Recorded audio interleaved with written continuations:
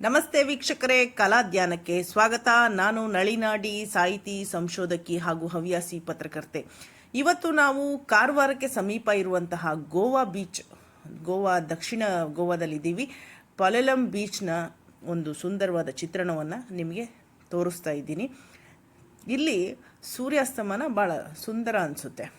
ನೀವಿಲ್ಲಿ ಹೋಗ್ತಾ ಇದ್ದರೆ ಇಡೀ ಗೋವಾದಲ್ಲಿ ಏನು ಎಕ್ಸ್ಪೀರಿಯೆನ್ಸ್ ಸಿಗುತ್ತೋ ಅದು ಇಲ್ಲಿ ಸಿಗುತ್ತೆ. ತುಂಬ ಪ್ರಶಾಂತವಾಗಿರುವಂತಹ ಭಾಗ ಅಂದರೆ ಸೌತ್ ಗೋವಾ ಅಂತ ಹೇಳ್ತಾರೆ. ಯಾಕಂದರೆ ಅಲ್ಲಿ ಬೀಡ್ ಬಹುತ್ ಕಮ್ ಹೋತಾಯಿ ಇಸ್ಲಿಗೆ ಹೆಚ್ಚು ಫಾರಿನರ್ಸು ಇಲ್ಲಿ ಬರ್ತಾಯಿದ್ರು ಮೊದಲು. ಯಾಕಂದರೆ ಇಲ್ಲಿ ತುಂಬ ಚೆನ್ನಾಗಿ ಇದೆ ಪರಿಸರ ಮತ್ತು ಸ್ವಚ್ಛತೆ ಚೆನ್ನಾಗಿ ಕಾಪಾಡ್ಕೊಳ್ತಾರೆ. ಜನ ಜಾಸ್ತಿ ಭಾರತೀಯರು ಇಲ್ಲಿ ಬರಲ್ಲ ಅನ್ನೋದು ಒಂದು ಮೊದಲು ಅಂದ್ಕೊಂಡಿದ್ದಂಥದ್ದು. ಆದರೆ ಈ ಕೊರೋನಾ ಅನ್ನೋ ಕಾಲಘಟ್ಟ ಏನು ನಮ್ಮ ಇಡೀ ಜಗತ್ತಿನ ಭೂಪಟನೆ ಚೇಂಜ್ ಮಾಡ್ತು, ಆ ಕರೋನಾ ಕಾಲಘಟ್ಟದ ನಂತರ ಇಲ್ಲಿ ವಿದೇಶಿಯರು ಭಾಳ ಕಡಿಮೆ ಬರ್ತಾ ಇದ್ದಾರೆ. ಹೀಗಾಗಿ ನಮ್ಮ ದೇಶೀಯರು ಜಾಸ್ತಿ ಬರುವಂಥದ್ದನ್ನು ಸ್ಥಳೀಯರು ಹೇಳ್ತಾರೆ.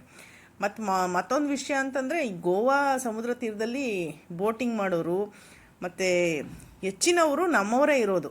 ನಮ್ಮ ಉತ್ತರ ಕರ್ನಾಟಕದ ಅಂದರೆ ಈ ಗದಗ ಅಂದರೆ ಆ ಕಡೆಯವರೇ, ಉತ್ತರ ಕರ್ನಾಟಕದ ಭೂಭಾಗಗಳು ಏನೇನಿದೆ ಅಲ್ಲಿಯವರೇ ಹೆಚ್ಚು ಇಲ್ಲಿ ಕೆಲಸ ಕಾರ್ಯ ಮಾಡಿಕೊಂಡು ಇಲ್ಲೇ ವಾಸ ಮಾಡ್ತಾ ಇದ್ದಾರೆ.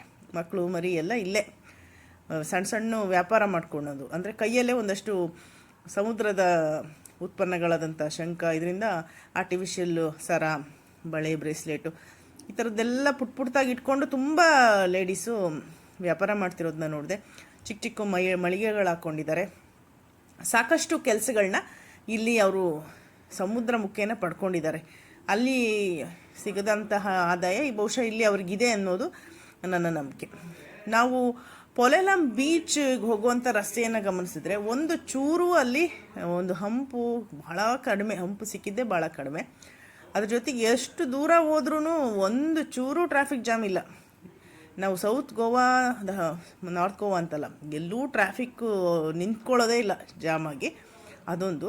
ಆಮೇಲೆ ವೆಹಿಕಲ್ ರಶ್ಶು ಆ ಥರದ್ದೇನೂ ಇಲ್ಲ. ನೋಡಿ, ಇಷ್ಟು ದೂರ ನಾವು ಹೋಗ್ತಿದ್ದೀವಿ, ಒಂದೇ ಒಂದು ವೆಹಿಕಲ್ ನಮಗೆ ಬರೋದು ಅಥವಾ ಹಿಂದೆಯಿಂದ ಹಾರ್ನ್ ಮಾಡೋದು ಏನೂ ಇಲ್ಲ.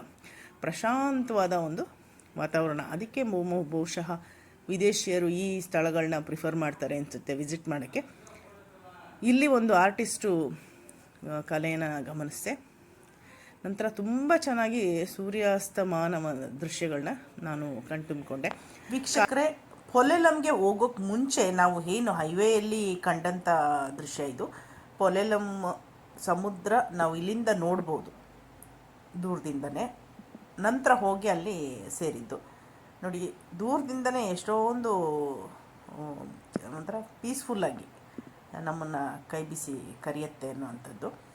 ಈ ಒಂದು ವಿಶೇಷ ಇದು ಅಂದರೆ ವಿಶೇಷ ಸ್ಥಳನೇ ಶಾಂತಿ ಮತ್ತು ಅಲೆಗಳು ಸಹ ಶಾಂತವಾಗಿರುತ್ತೆ ಅನ್ನೋದೆಲ್ಲ ಒಂದು ಪ್ಲಸ್ ಪಾಯಿಂಟು. ಇಲ್ಲಿ ನಾವು ಹೋದಾಗ ತುಂಬ ರಶ್ ಇತ್ತು.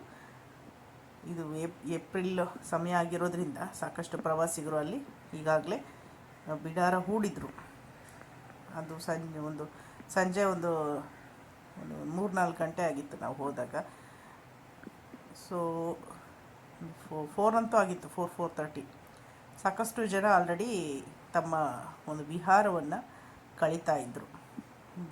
ಬದಿಯಲ್ಲಿ ಬೋಟ್ಸು, ಈ ಕಡೆ ಬದಿಯಲ್ಲೂ ನೂರಾರು ಸಾವಿರಾರು ಬೋಟ್ಸು. ಕಣ್ಣು ಮುಚ್ಚಿ ತೆಗೆದ್ರೂ ಎಲ್ಲಿ ನೋಡಿದ್ರೂ ನೀರು. ಮತ್ತು ಇಲ್ಲಿಂದ ಮರಳು ಕೂಡ ವಿಶೇಷ ಅಂದರೆ ಸ್ವಲ್ಪ ಬಿಳಿ ಬಣ್ಣದ ಮರಳಿರುತ್ತೆ. ಮಕ್ಕಳುಗಳ ಜೊತೆಗೆ ಫೋಟೋ ಶೂಟ್ ಮಾಡ್ತಾ ಇರುವಂಥದ್ದು. ಇಡೀ ಬೋಟ್ಗಳಲ್ಲೂ ಸಹ ನಮ್ಮನ್ನು ಕರ್ಕೊಂಡೋಗೋರು ಉತ್ತರ ಕರ್ನಾಟಕದ ಜಿಲ್ಲೆಗಳಿಗೆ ಸೇರಿರುವಂಥ ನಮ್ಮ ಕನ್ನಡಿಗರೇ. ಆದರೆ ಅವರು ಜಾಸ್ತಿ ಸಂಖ್ಯೆಯಲ್ಲಿರೋ ಇದ್ದಾರೆ. ಆದರೆ ಒಂದು ರಾಜಕೀಯವಾಗಿ ಅವರಿಗೆ ಒಂದು ಸ್ಥಾನಮಾನವನ್ನು ಪಡ್ಕೊಳ್ಳಿಕ್ಕೆ ಇನ್ನೂ ಸಾಧ್ಯ ಆಗಿಲ್ಲ. ಮುಂದೆ ಸಾಧ್ಯವಾಗಬಹುದು ಅಂತ ಆಶಿಸೋಣ.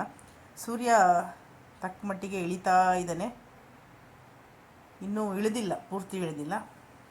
ಜನರು ದೋಣಿ ಮೇಲೆ ಹತ್ಕೊಂಡು ಹೋಗ್ತಾ ಇದ್ದಾರೆ, ಬರ್ತಾ ಇದ್ದಾರೆ. ಸಮುದ್ರದ ಅಲೆಗಳ ಮೇಲೆ ನಮ್ಮ ದೋಣಿ ತೇಲಕ್ಕೆ ಶುರುವಾದ ಮೇಲೆ ನಾವು ಬಟರ್ಫ್ಲೈ ಅಂತ ಏನು ಒಂದು ಸಮುದ್ರದ ಒಂದು ಜಾಗ ಇದೆ, ಆ ಜಾಗಕ್ಕೆ ಹೋದ್ವಿ. ಹೋಗುವಾಗ ಈ ಎಲ್ಲ ದೃಶ್ಯಗಳು ಅಂದರೆ ನಮ್ಮ ದೋಣಿ ಏನು ಬಿಟ್ಟು ಬಂದಿತ್ತು ಆ ಒಂದು ತೀರದ ದೃಶ್ಯಗಳು ಹೇಗೆ ಕಾಣಿಸುತ್ತೆ ಅಂತ ನೋಡಿದಾಗ ತುಂಬ ದೂರದ ದೃಶ್ಯಗಳೆಲ್ಲ ನಮ್ಮ ಕಣ್ಣಿಗೆ ಕಾಣಿಸೋದೇ ಇಲ್ಲ ಅನ್ನೋಷ್ಟು ಸಣ್ಣದಾಗಿ ಪುಟ್ಟದಾಗಿ ಕಾಣಿಸ್ತಾ ಇತ್ತು. ಈ ಹಿಂಗೆ ಅಂದರೆ ಕೆಲವು ಸಮಸ್ಯೆಗಳು ಅಥವಾ ಸಾಲಗಳು ಎದೆ ಮಟ್ಟ ಬಂದು ನಿಂತ್ಕೊಂಡ್ಬಿಡ್ತವೆ. ಆವಾಗ ಬರೀ ಆ ಸಮಸ್ಯೆಗಳೇ ಕಾಣ್ತಾ ಇರ್ತವೆ. ಆದರೆ ನೋಡಿರಿ, ಕೆಲವು ಸಮಸ್ಯೆಗಳನ್ನ ನಾವು ಚಾಲೆಂಜಾಗಿ ತಗೊಂಡು ಸರಿಪಡಿಸ್ಕೊಂಡಾಗ ಅವು ಕಾಣೋದೇ ಇಲ್ಲ. ಹಾಗೆ ಕೆಲವೊಂದು ಸ್ಥಳಗಳು ಜನಗಳು ಕಾಣೋದೇ ಇಲ್ಲದೇ ಇರೋಷ್ಟು ಅಂದರೆ ಇರ್ತಾರವೆ, ಆದರೆ ಕಾಣೋದೇ ಇಲ್ಲ. ದೂರದಿಂದ ನೋಡಿದಾಗ ಏನೂ ಕಾಣೋದೇ ಇಲ್ಲ. ಆ ರೀತಿ ನಮಗೊಂದು ದೃಶ್ಯದ ಒಂದು ಇದಾಗುತ್ತೆ, ಬದಲಾವಣೆ ಆಗುತ್ತೆ. ಬಟರ್ಫ್ಲೈ ಬೀಚ್ಗೆ ಈ ಕಡೆನೇ ಹೋಗಬೇಕು, ಇಲ್ಲಿಂದ ಆ ಕಡೆ ಸೈಡ್ ಹೋಗಬೇಕು ಅಂತ ಹೇಳಿದರು. ಆಮೇಲೆ ಡಾಲ್ಫಿನ್ ಇರುವಂತಹ ಒಂದು ಸ್ಥಳ ಕೂಡ ಇದೆ ಅಂತ ಹೇಳ್ತಾಯಿದ್ರು. ನಾವು ಪ್ರಾಬಲಿ ನಾಳೆ ನಾಡಿದ್ರಲ್ಲಿ ಅಲ್ಲಿ ಹೋಗ್ಬೋದು ಅಂತ ಅಂದ್ಕೊಂಡಿದ್ದೀನಿ. ಬಟ್ ಬೀಚಿಗೆ ವಾಪಸ್ ಬಂದು ನಾವು ಹೆಚ್ಚು ಹೋಗಲಿಲ್ಲ. ಅಲೆಗಳ ಮಧ್ಯೆ ವಾಪಸ್ ಬಂದು ಒಂದಷ್ಟು ಬೀಚಲ್ಲಿ ಸುತ್ತಾಡೋಣ ಅಂಥೇಳಿ ಫ್ಯಾಮಿಲಿ ಒಟ್ಟಿಗೆ ಸುತ್ತಾಡೋಕ್ಕೆ ಹೋದಾಗ ಅನೇಕ ಮಂದಿ ನೀರಲ್ಲಿ ಬಿದ್ದು ಖುಷಿ ಪಡ್ತಾಯಿದ್ರು. ನೋಡಿರಿ, ಮಕ್ಕಳು ಎಷ್ಟು ಚೆನ್ನಾಗಿ ಯಾವ ಹಮ್ಮು ಬಿಮ್ಮು ಏನಿಲ್ಲ, ಅವಕ್ಕೆ ಅವಮಾನ ಏನೂ ಇರೋಲ್ಲ. ಮಕ್ಕಳು ಆರಾಮಾಗಿ ನೀರಲ್ಲಿ ಕಾಲ ಹಾಕ್ಕೊಂಡು ಕುತ್ಕೊಂಡು ಆರಾಮಾಗಿ ಆಟಾಡ್ತಿದ್ರು. ಸೂರ್ಯ ತನ್ನ ಪಾಡಿಗೆ ತಾನು ಮುಳುಗ್ತಾ ಇದ್ದ. ಆ ರೇಸು ಇದರಲ್ಲಿ ಅಷ್ಟು ಸೂರ್ಯ ದೇವ ಮರೆಯಾಗ್ತಾ ತನ್ನ ಉಷೆಯನ್ನು ಕರ್ಕೊಂಡು ಹೋಗ್ತಾ ಇದ್ದಾರೆ ನೋಡಿ. ಆ ಕಿರಣಗಳು ಎಷ್ಟು ಚೆನ್ನಾಗಿ ಅವನ ಜೊತೆಗೆ ಮರೆಯಾಗ್ತಾ ಬರ್ತಾ ಇದೆ. ಸಮಸ್ತ ಜಗತ್ತು ಅವನ ಕೆಳಗಿದೆ, ಸೂರ್ಯನ ಕೆಳಗೆ.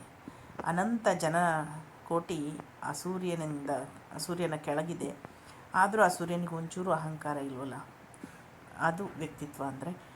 ಸೂರ್ಯ ತಂತಾನೆ ಮುಳುಗ್ತಾ ಇದ್ದಾನೆ. ಕಡಲ ಕಿನಾರಿಯಲ್ಲಿ ನೂರಾರು ಜನ ನಮ್ಮಂತೆ ಪ್ರವಾಸಿಗರು ತಮ್ಮ ಖುಷಿಯ ಸಮಯ ಕಳೀತಾ ಇದ್ದಾರೆ. ಸಾಗರ್ ಕಿನಾರೆ ದಿಲ್ ಹೇ ಪುಕಾರೆ ಅಂಥೇಳಿ ಒಂದು ಸಿನಿಮಾ ಹಾಡು ಕೂಡ ಬಾಲಿವುಡ್ನಲ್ಲಿ ಇದೆ.